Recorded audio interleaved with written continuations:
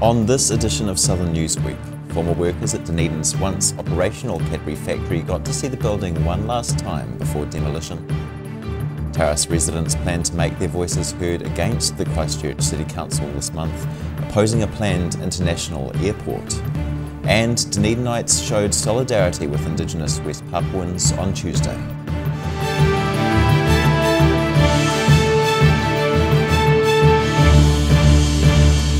Tēnā koutou katoa, ngā mihi o te ahi nei, kia ora, I'm Simon Anderson. Tissues were on hand during the final tour of the former Cadbury chocolate factory in the weekend. It was an emotional farewell for the 20 former staff and members of the public who walked through the historic building one last time before its demolition. About 350 people took the opportunity to go on the last ever Cadbury Tour. But organisers say many more could have gone through. Even if we had like a whole week, I reckon we still would have kept selling out because it was that popular. The smell of chocolate and some chocolate making machinery remain, prompting former staff to share fond memories during the tour. Megan Fairley worked at the factory for 17 years and organised the events, after getting permission from the government and construction companies. She says yesterday's final tour was emotional. It's closure for the staff, absolutely. We understand it's not for everyone. They might not be at that healing process, but it is for some that want to go through. I'm glad we've given the opportunity to those people. She's grateful to those behind the new Dunedin hospital and demolition contractors for making the day possible. Former Health Minister and Dunedin North Member of Parliament David Clark was amongst local politicians campaigning to save the factory when it was under the threat of closure, and says Sunday's event was important for many. And I know how tight a unit it was.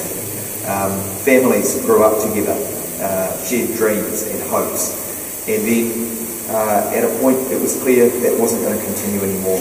Fairley says walking through and talking with former workmates brought memories flooding back. It spurs all those memories and it triggers, and then you remember the really good times. She says she and other former employees suffered mental health issues following the factory's closure.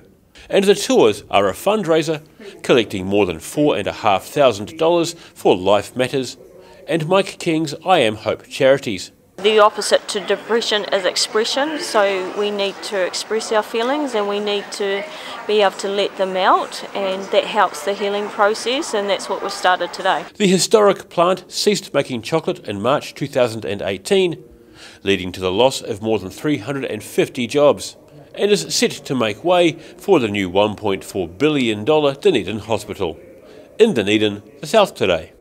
Thousands of Dunedin homeowners could face soaring insurance premiums within 15 years. A new report published by government-funded Deep South Challenge assessed the risk of around 10,000 homes in Dunedin, Auckland, Wellington and Christchurch. The properties lie within a 1 in 100-year coastal flood zone and are likely to be hit by sea rise and more frequent storms. More than 3,000 Dunedin properties could see insurance premiums leap from $1,600 to $7,900 as sea levels potentially rise 14 centimetres. Early this month, the Christchurch City Council will hear from people opposing a planned international airport to be built in Terrace. One local resident is busy formulating his objections, for which he only has 5 minutes to put to the council. Chris Goddard has got plenty to think about leading up to his 5-minute window, where he will tell Christchurch City councillors what's wrong with plans to build an international airport in the rural settlement of Terrace.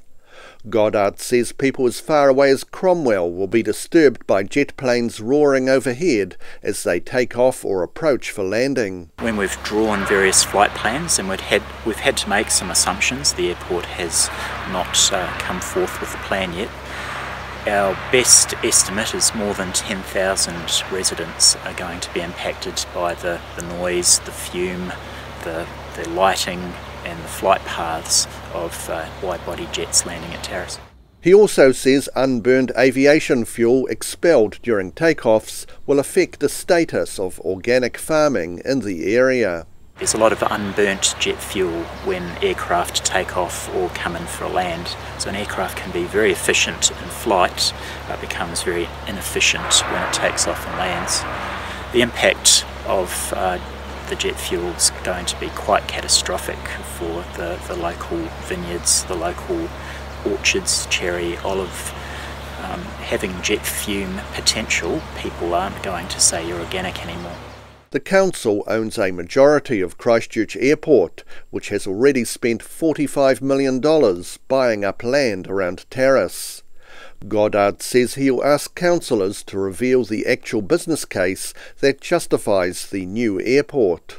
We understand that New Zealand needs to recover post-COVID, but we don't understand why we would need a new Greenfields airport, first one in at least 50 years, and we need it built in a paddock in Terrace. Queenstown Lakes Mayor Jim Bolt describes the plans for a new airport at Terrace as an attack on the value of Queenstown Airport.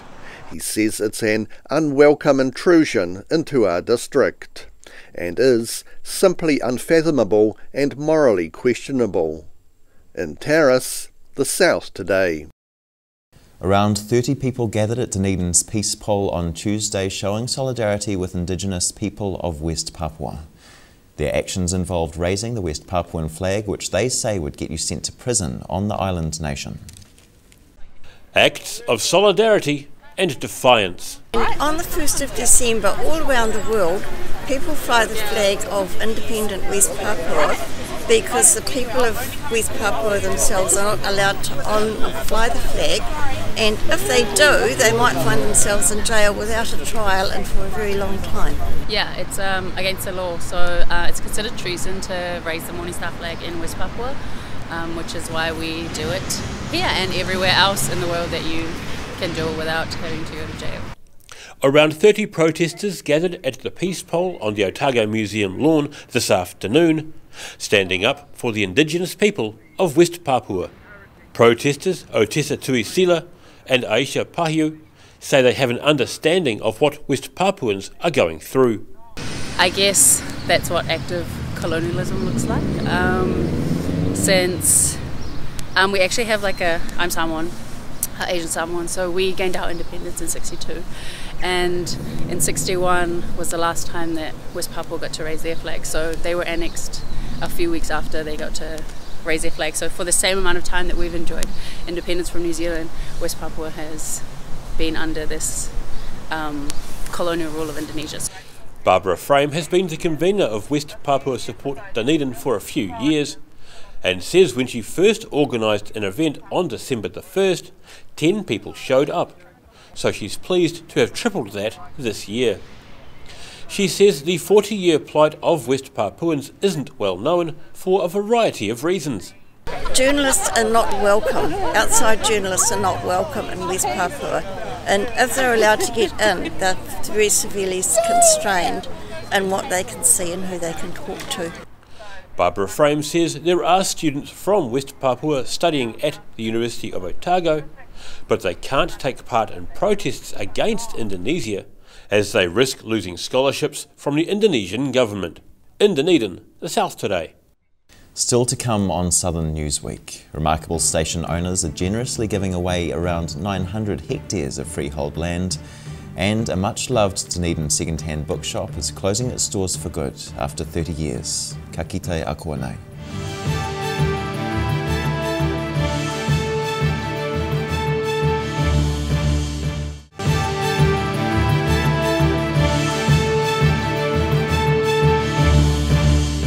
Hoki mai anō. Remarkable station owners Dick and Gillian Jardine have decided to give away about 900 hectares of freehold land to the QE2 National Trust. The landmark high country station at the foot of the Remarkables on the shores of Lake Wakatipu could have fetched millions on the open market. Pristine southern land as far as the eye can see, and as of 2022 it'll be owned by the QE2 National Trust. Because of its landscape, its location, this is this is one out of the box. So it's something that Kiwi Tour is very excited about. Dick and Gillian Jardine announcing the 900-hectare gift will coincide with the 100th anniversary of their family's ownership of the land. The couple's announcement receiving applause from a crowd of Queenstown locals. We will be gifting the ownership of a remarkable station to Kiwi Tour, so that will remain as it exists now in perpetuity for the benefit of all New Zealand. The property, currently leased as a mixed deer, beef and sheep farm, is described as priceless by the Trust. For the sake of comparison, estate agents marketing a high country station at Halfway Bay on the other side of the lake expect it to attract offers of over $50 million. Kiwi Tour's Bruce Wills says it's a huge gift. We at Kiwi Tour will do our utmost to manage the property in a way that you intend, and we'll give our all to ensure that Remarkable Station is an asset for all New Zealanders into the future. This is an extremely generous gift, and one that will endure long after we're all gone. The station will be placed under a covenant in the coming months, protecting it in perpetuity, becoming Kiwi Tour's first working farm when it takes over ownership in 2 years' time. The Jardines believe the property will be in good hands. This property should be protected forever, and we know Kiwi Tour National Trust will take the responsibility of the stewardship of the property very seriously. Wills says the Trust expects the farm to be economically self-sustaining for the foreseeable future. It will protect its native biodiversity and hoped to provide more opportunities for public access. In Queenstown, the South Today. The Christmas season is definitely upon us, with obvious signs all over the place. Contractors spent a couple of days in the centre of Dunedin erecting and decorating the city's Christmas tree. The signs are all around us. The Christmas season has officially begun, with Dunedin's giant tree now up in the Octagon. It marks the end of an era for a stalwart of Dunedin events. I'm actually retiring on Christmas Eve, and I'm looking forward to that. 33 years at council. This splendid tree isn't the first one the city's put up at this time of the year. Retiring Dunedin City Council events team leader Marilyn Anderson remembers the first Octagon tree during her time. The first tree was gifted to the city in 2004. It was gifted by the Caversham Foundation, and we lit it that year for the first time. Contractors Network Visuals spent a couple of days this week taking Dunedin's Christmas tree out of its storage container piece by piece and putting it together. In years gone by, one of the perks of Marilyn Anderson's job is flicking the switch to light the tree. However, that's a task she's now handed over. No, it's not me this year, it's another team of event personnel who will pick up those reindeer reins. Her introduction to events was a trial by fireworks, in a manner of speaking. She recalls working on the council's Millennium events, including 2 fireworks displays. We had a large event in the Octagon with fireworks midnight, followed by fireworks on the harbour at 4:40 a.m. So yeah, it was huge organising, but the satisfaction was immense, and that was my entry into the events world. The annual public lighting of the Christmas tree will be this Saturday from 6:30 p.m, with entertainment from Rainbow Rosalind and more, before the lighting of the tree takes place around 9:30 p.m. In Dunedin, the South Today. Ensuring native species have room to breathe is the aim of Central Otago Wilding Conifer Control Group. Their job is set to become easier thanks to an increase in government funding.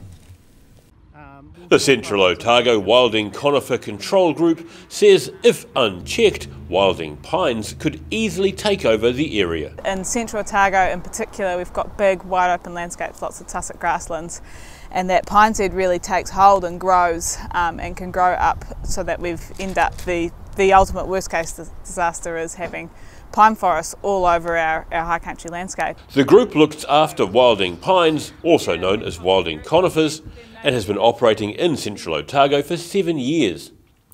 The group's manager says there is still a lot of work to do, and receiving more than $1 million from the government will help. Funding from the government is no longer our challenge. The hearts and minds are our challenge. Landowners are a very key part of our program, and without the landowner support and the community support, we're not going anywhere. The issue of foreign trees taking over isn't a new one, and has been around since European settlers arrived. Robin Piper says the introduced species found very favourable growing conditions and quickly took off.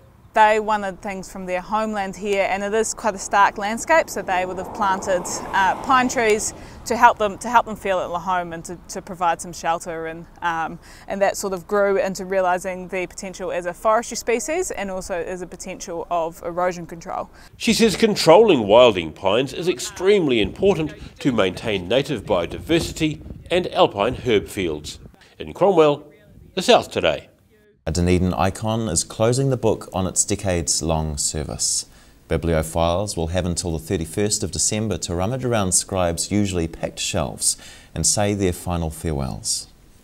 After 30 years, the journey for Scribes' second-hand books is coming to a close. These shelves crammed with books will soon be bare when the store is emptied at the end of December. Staff member Bill Keane has worked at Scribes for about 12 years and says Dunedin is losing something special. It is a Dunedin institution, it is the end of something special, but and it is a UNESCO City of Literature as well, so it's a bit of a shame to see a wonderful bookshop go down, but there are other bookshops and new businesses will start up. Keane says the shop changed hands about 2 months ago and the new owners have made other plans. It's not because we want to leave, it's just that, and it's such a wonderful location, relocating just really isn't a factor, and we're too old and worn out. While he's sad to see the shop go, Keane says the response from customers has been heartening. It's the end of something special, but that's okay. We feel very good about it, and it's been a wonderful time here, and all our locals are coming in supporting us, and if you come back in a few weeks, hopefully it'll be empty. Keane expects to be busier than usual in this final chapter of Dunedin's literary history. In Dunedin, the South Today. After the break on Southern Newsweek, 20,000 people turned up with the Christmas spirit for Invercargill's Christmas parade. And a Broad-based school pupil has got the Prime Minister's seal of approval, her artwork featuring on this year's parliamentary Christmas cards.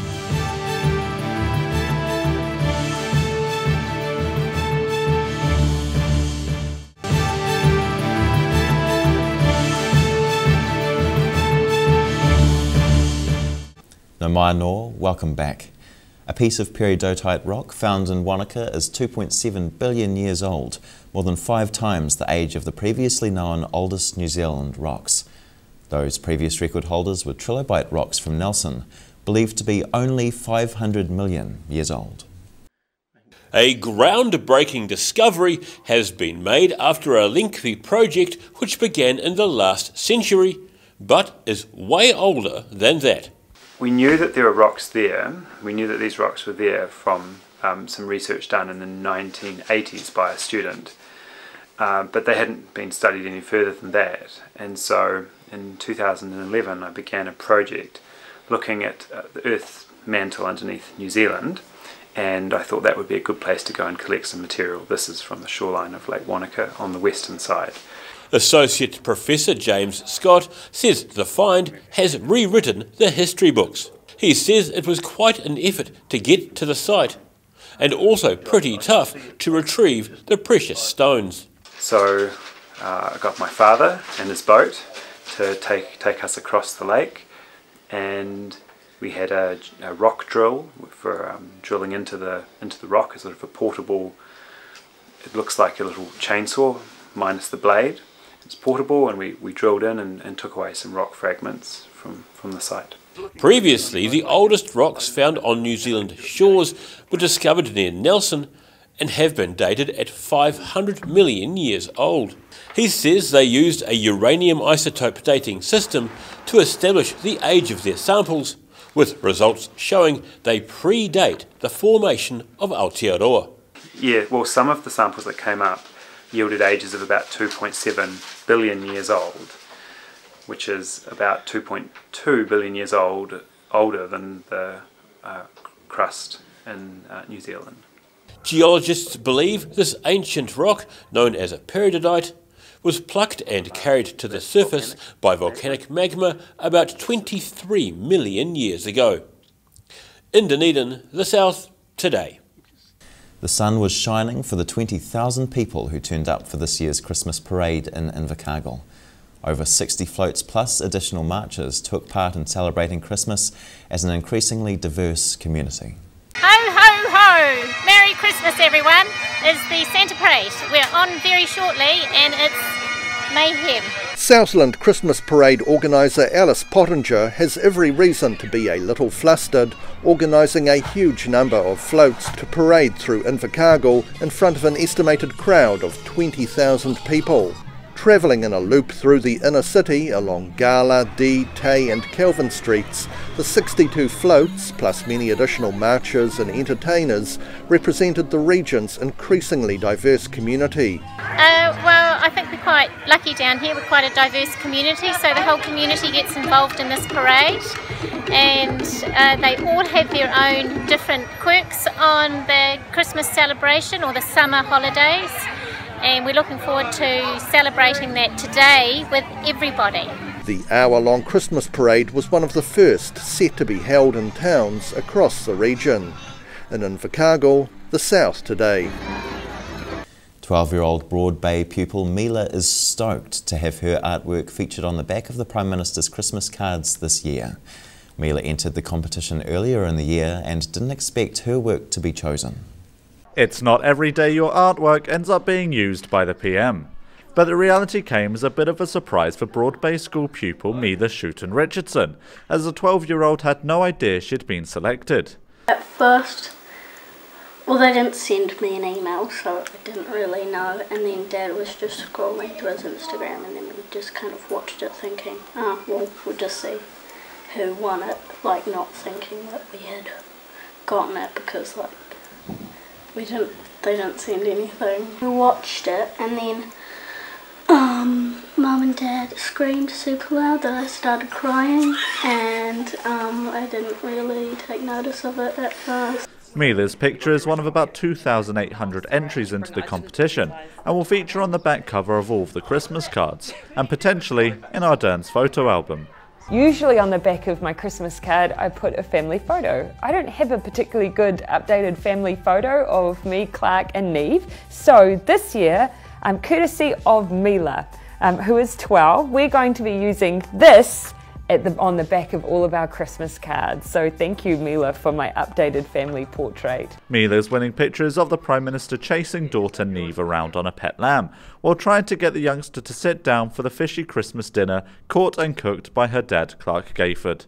In Dunedin, the South Today. Members of the Dunedin Symphony Orchestra are touring around southern schools spreading the gift of music. With a whole collection of different instruments, the DSO hope to inspire young talent. From trombones to trumpets, to drums, and more. This week Otago schools are being treated to the eclectic sound of the Dunedin Symphony Orchestra. The DSO are touring their way around local schools performing mini concerts to pupils, hoping to inspire them into the performing arts. DSO flautist Phoebe Idris visited and performed in Silverstream School in Mosgiel recently and loved the reaction from the pupils. So far, pretty great. There's been sing-alongs to Tūtira Mai and the Moana songs, and there's been very interested listening to the different sounds that we make, like on the glockenspiel and on the oboe and those kinds of things. So there's been a lot of interest. Idris says the main benefit is showing pupils the variety of the orchestra. We just want to make sure kids know these instruments are out there, that they're interesting, that we play cool music, that we get to play together, and that it's just fun to play and learn and listen. The orchestra is due to finish their tour on Friday. In Dunedin, the South Today. And that wraps up this edition of Southern Newsweek. For the latest news from the Southern region, head online to odt.co.nz and follow Channel 39 on Facebook and YouTube. Nō reira, kia pai te pō, ka kite anō.